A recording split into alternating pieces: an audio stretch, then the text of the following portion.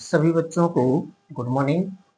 आज हम कक्षा 11वीं से एक अध्याय 6 घूर्णी गति के अंतर्गत कोणीय संवेग इसके बारे में पढ़ेंगे। बच्चों, लास्ट टाइम मैंने आप लोगों को बल आघूर्ण के बारे में समझाया था। ठीक है, आज हम कोणीय संवेग को समझेंगे। कोणीय संवेग क्या क्या है, ठीक है ना। तो कोणीय संवेग की परिभाषा है, तो इसमें पिंड के किसी चलो हाँ, यदि कोई पिंड है, मान लीजिए किसी, या ये मान लें पिंड के किसी कण का पिंड के किसी कण का घूर्णन अक्ष के परितः आघूर्ण, घूर्णन अक्ष के परितः आघूर्ण उसका कोणीय संवेग कहलाता है। उसका कोणीय संवेग कहलाता है। जी आगे परिभाषा क्या पड़ी है? परिभाषा क्या पड़ी है हमारे पास कि पिंड के किसी कण का घूर्णन अक्ष के परितः आघूर्ण उसका क्या कहलाएगा? कोणीय संवेग कहलाएगा। ठीक है, तो ये किसका कोणीय संवेग निकला? ये किसका निकला?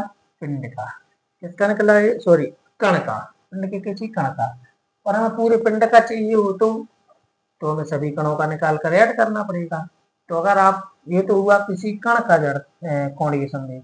अब पिंड का कोणीय संवेग क्या होगा? तो अपन कहेंगे यदि कोई पिंड किसी अक्ष के परितः घूर्णन गति कर रहा है, यदि कोई पिंड किसी अक्ष के परितः क्या कर रहा है? घूर्णन गति कर रहा है, तो उस अक्ष के परितः पिंड के सभी कणों के रेखीय संवेगों का आघूर्ण, माने ये किसका निकाला अभी आपने?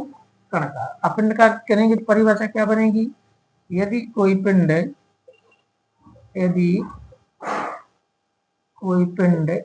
किसी अक्ष के परितः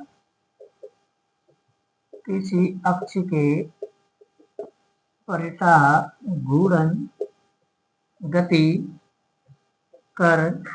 कर रहा है, तब उस अक्ष के परितः पिंड के सभी कणों के रेखीय संवेगों के आघूर्णों का योग उस पिंड का कोणीय संवेग कहलाता है। क्या बनेगी? यदि कोई पिंड किसी अक्ष के परितः घूर्णन गति कर रहा है, तब उस अक्ष के परितः पिंड के सभी कणों के रेखीय संवेगों के आघूर्णों का योग उस पिंड का कोणीय संवेग कहलाता है। ठीक, तो जो ऊपर लिखी थी मैंने, ये कण के परिप्रेक्ष्य में, ठीक है ना। नीचे क्या लिखी है मैंने? पिंड के परिप्रेक्ष्य में। वो तरह से कोई अंतर नहीं है, वो तो सिंपल सी ही बात है। तो ये हमारे पास किसकी परिभाषा बन गई है? वो कोणीय संवेग की। अब सवाल ही पैदा होता है, आघूर्ण निकाला कैसे जाता है? कोणीय संवेग, रेखीय संवेग का आघूर्ण। तो मान लीजिए एक कोई पिंड है और ये मान लो घूर्णन गति कर रहा है, इस टाइप से घूर्णन गति कर रहा है। ठीक है ना। यहाँ पर इसका कोई एक कण ले लेते हैं, एक कोई कण ले लिया मैंने, ये कण है x, कोई कण है x, ठीक है ना। इसकी घूर्णन अक्ष के सापेक्ष इसका पोजीशन वेक्टर मान लो r है, दूरी मान लीजिए r है। तो इसका मान लीजिए अगर इस कण का रेखीय संवेग मान p हो, p बराबर क्या होता है? m v। इसका कोणीय संवेग अगर p है तो p में दूरी का गुणा कर दो, यानी कि कोणीय संवेग का जो मान सूत्र है कैसे निकालते हैं? कोणीय संवेग का सूत्र होता है कोणीय संवेग बराबर सूत्र रूप में होता है कोणीय संवेग बराबर रेखीय संवेग गुणित घूर्णन अक्ष से दूरी। माने अगर आप घूर्णन अक्ष से दूरी का रेखीय संवेग में गुणा कर देंगे तो कोणीय संवेग निकल आएगा। तो कोणीय संवेग को हम L से प्रदर्शित करेंगे, L से। तो L बराबर आ जाएगा रेखीय संवेग हमारे पास P गुणित R, तो हो जाएगा P गुणित R, ये हो जाएगा इसका सूत्र। एल बराबर क्या हो जाएगा, पी गुणित आर। पी है रेखीय संवेग का, पी बराबर होता है एम भी, किसी कण के परिप्रेक्ष्य मान लो इस कण की चाल भी है तो पी बराबर एम भी, तो एल बराबर आ जाएगा एम भी आर, ये सूत्र हो जाएगा हमारे पास। अब भी बराबर होता है, भी बराबर होता है आर ओमेगा, मान लीजिए दूरी आर है और कोणीय वेग ओमेगा है, तो एल बराबर आ जाएगा M R square into omega. तो ये हमारे पास इसके सूत्र हैं। तो देखिए कोणीय संवेग के सूत्र, पहला सूत्र क्या है, पी गुणित आर, दूसरा एल से प्रदर्शित करेंगे, दूसरा सूत्र है एम भी आर, तीसरा सूत्र है एम आर स्क्वायर ओमेगा। ठीक है, काय के रेखीय कोणीय संवेग के सूत्र लिखे, कण के कोई कण है तो कण के कोणीय संवेग के सूत्र लिखे। तो किसी कण का कोणीय संवेग निकालना है तो कैसे निकालेंगे, उसका रेखीय संवेग लेकर के घूर्ण अक्ष से दूरी का गुणा कर देंगे।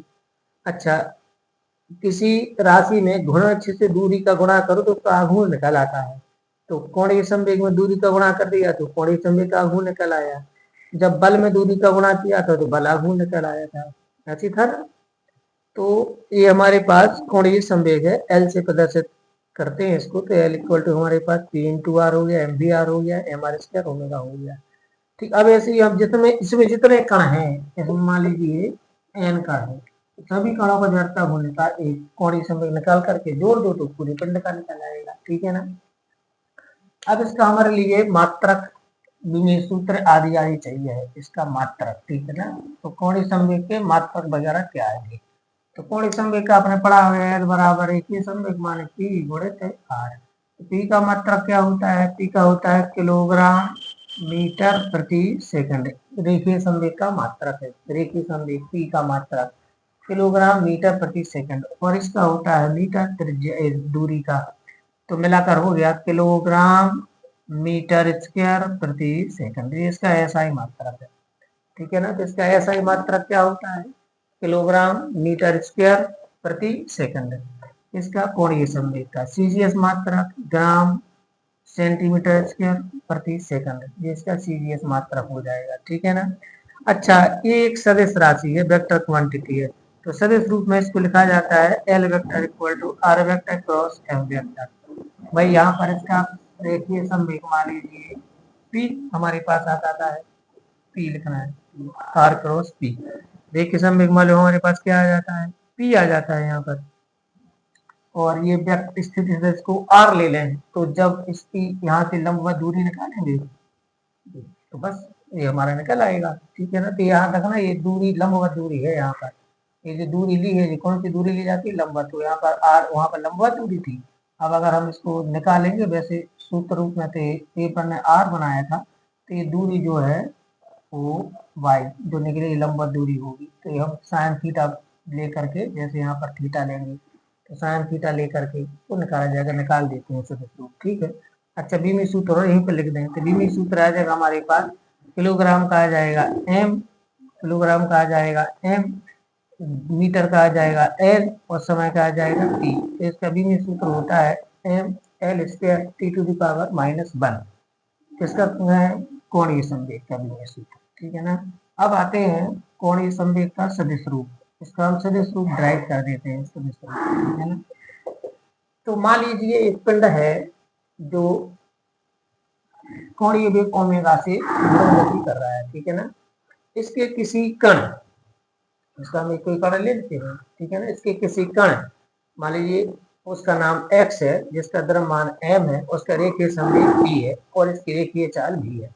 ठीक है ना, तो संवेग पर ले लो, इसका रेखीय संवेग क्या है, p है, इसका गुणन अक्ष के सापेक्ष स्थिति सदिश r है। तो यदि इसका कोणीय संवेग L हो तो L बराबर होगा, कोणीय संवेग बराबर होता है रेखीय संवेग, रेखीय संवेग, रेखीय संवेग गुणित घूर्णन अक्ष से लंबवत दूरी, घूर्णन अक्ष से लंबवत दूरी, लंबवत दूरी चाहिए है, दूरी कहाँ से लंबवत, तो यहाँ पर रेखीय संवेग हो जाएगा p और घूर्णन अक्ष से लंबवत दूरी हो जाएगी ओ बाई। चित्र में देखो ओ बाई दिख रही है, ओ बाई, इसको समीकरण दे दो, ओ बाई लंबवत दूरी है घूर्णन अक्ष से, किसकी, रेखीय संवेग की क्रिया रेखा समझे ना। अब यहाँ पर ओ बाई का मान निकालेंगे तो त्रिभुज ओ एक्स वाई में। आप बताओ साइन थीटा बराबर क्या आएगा? साइन थीटा बराबर ये कौन ले लंब बन जाएगी, लंब बटे कर्ण ओ एक्स। तो ये लंब और ये कर्ण 90 के सामने की कर्ण, तो यहाँ से O X into sine theta equal to आ जाएगा ओ वाई। अब ओ एक्स को हम क्या लिखेंगे आर, तो R into sine theta equal to O Y आएगा। अभी उठाकर समीकरण एक में लिख लो, तो समीकरण एक से हमारे पास एल बराबर आ जाएगा पी गुणित आर साइन थीटा, या इसको मैंने दिया आर पी साइन थीटा, या एल वेक्टर इक्वल टू आ जाएगा R vector cross P vector. क्यों? क्योंकि आर क्रॉस पी को आर पी साइन थीटा लिखेंगे, R cross P equal to R P sine theta cross product. तो इस प्रकार कोणीय संवेग का सदिश रूप होता है L vector equal to R vector cross P vector. यहाँ पर आर वेक्टर क्या है? उस कण का स्थिति सदिश है जिसका कोणीय संवेग निकालना है। पी क्या है? उस कण का रेखीय संवेग है। तो याद रखना इसका सदिश रूप होता है आर क्रॉस पी। तो आर क्रॉस पी में जो आर है ये है उस कण का घूर्णन अक्ष के सापेक्ष स्थिति सदिश है जी, ठीक है ना। और पी क्या है? पी है वो उसका रेखीय संवेग, ये ध्यान रखना है। तो आर क्रॉस पी होता है, ये सदिश रूप है किसका? कोणीय संवेग का। तो आप ये मैंने इसलिए थोड़ा लाइटली निकाल दिया क्योंकि हमने बलागुण में भी यही काम किया, बलक के आघूर्ण में भी यही काम किया, और ये कोणीय संवेग में भी यही काम कर रहा है। तो थोड़ा सा बार बार वही चीज हो रही है, तो मैंने उसको उतना डीपली ना ले जा करके और सीधे आपको निकाल करके ये बता दिया। तो कोणीय संवेग को आप एल से प्रदर्शित करते हैं, ठीक है। और ये भी आपको ध्यान रखना है कि इसका सूत्र होता है पी गुणित रेखीय संवेग गुणित घूर्ण अक्ष से दूरी, और सदिश रूप होता है R cross P, R cross P, ठीक है ना। अब आपको अगला हमारे पास आता है इसमें कि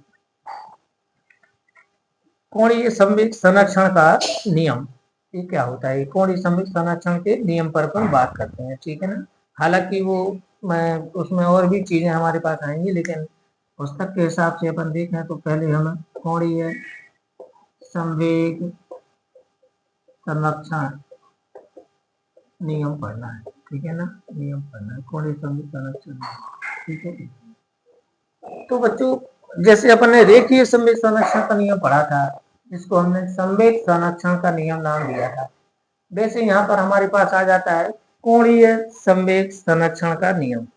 तो कोणीय संवेग संरक्षण का नियम क्या कहता है? इस नियम को देखो कि यदि किसी पिंड या निकाय पर कोई बाह्य बल लघु कार्य ना करे, है ना, यदि यदि मतलब कोई संवेग है, कोणीय संवेग है, तो घूमता हुआ होगा तो घूमता हुआ लिख देते हैं, ठीक है ना। यदि किसी घूमते हुए, यदि किसी घूमते हुए पिंड या निकाय, पिंड या निकाय पर कोई बाह्य बलाघूर्ण, बाह्य बलाघूर्ण कार्य ना करे, कार्य ना करे, तो उसका कोणीय संवेग, कोणीय संवेग नियत रहता है। कैसा रहता है बच्चों? कैसा रहता है बच्चों? नियत रहता है, ठीक है ना। क्या आ गया हमारे पास? बताइए क्या आ गया नियम ये, ठीक है ना। ये नियम कहता है यदि घूमते हुए किसी पिंड या निकाय पर कोई बाह्य बलाघूर्ण कार्य ना करे, तो बाह्य बलाघूर्ण नहीं लगना चाहिए, बाह्य बलाघूर्ण कार्य ना करे, तो उसका कोणीय संवेग कैसा रहता है? नियत रहता है। कितनी गजब की बात है। इसको बोलते हैं अपन क्या? कोणीय संवेग संरक्षण का नियम। क्या कहते हैं इसको अपन? कोणीय संवेग संरक्षण का नियम। क्या कहता है कोणीय संवेग संरक्षण का नियम? जल्दी बताओ क्या कहता है। तो कोणीय संवेग संरक्षण का नियम कहता है यदि किसी घूमते हुए निकाय या पिंड पर कोई बाह्य बल आघूर्ण कार्य ना करे, तो उसका कोणीय संवेग नियत रहता है। अगर आप अच्छी तरह से इस पर फोकस करें तो जब हमने रेखीय संवेग संरक्षण का नियम पढ़ा था, तो उसमें भी क्या था? यदि किसी निकाय पर कोई बाह्य बल कार्य ना करे, यहाँ पर आ गया बाह्य वाला गुण कोणीय संवेग संरक्षण। तो बाह्य वाला गुण क्योंकि कोणीय गतियों में वाला गुण लगता है। यदि किसी निकाय पर कोई बाह्य बल कार्य ना करे तो उसका रेखीय संवेग नियत रहता है, उसको बोलते हैं रेखीय संवेग संरक्षण का नियम। और यदि किसी घूमते हुए निकाय पर कोई बाह्य बलागुण कार्य न करे तो उसका कोणीय संवेग नियत रहता है, इसको कहते हैं कोणीय संवेग संरक्षण का नियम। कोणीय संवेग संरक्षण का नियम बोलते हैं इसके लिए, ठीक है ना। हाँ ठीक है, आप इसको समझ गया हो गया है ना ये क्या बोलते हैं। अब क्या होता है कोणीय संवेग, जैसे कि रेखीय संवेग का था हमारे पास। रेखीय संवेग में अपन ने क्या पढ़ा था, रेखीय संवेग में कि जैसे न्यूटन का गति का दूसरा नियम था कि रेखीय संवेग में परिवर्तन की दर बाह्य बाह्य बल के बराबर होती है। इसी प्रकार से घूर्णन गति के लिए भी न्यूटन के नियम है। तो घूर्णन गति के लिए न्यूटन का दूसरा नियम कहता है, घूर्णी गति के लिए, काय के लिए, घूर्णी